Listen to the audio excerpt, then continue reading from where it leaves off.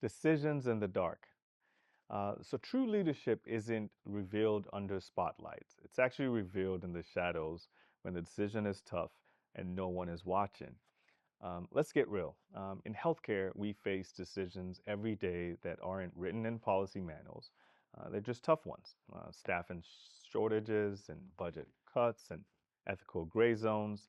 And as leaders, the weight of those decisions often falls on us. I remember one night, pretty late, I get a call at about 11:30, from the respiratory therapist supervisor. And I'm a respiratory therapist who says that one department was short. There was a patient coming in.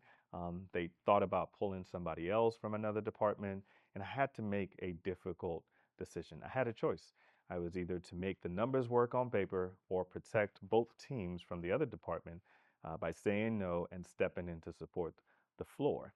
Here's what I did: put on my scrubs and I went in. There were no cameras, no applause, just a quiet, unseen decision that night. So integrity isn't loud. That's what I want you to hear. It doesn't demand attention, but it echoes through every hallway, every shift, and every policy. Here's the danger if we're not careful. When we cut corners one time, it gets easier to do it again. When we make decisions based solely on what's easiest, we lose the moral authority to lead. But when we choose what's right, especially when it's hard, we build something deeper than compliance. We build a good culture. So here's the takeaway: your staff may not remember every meeting that you lead, but they will remember how you responded when stakes were high and that when you stepped in, you were present. So ask yourself, what story is my decision telling about who I am?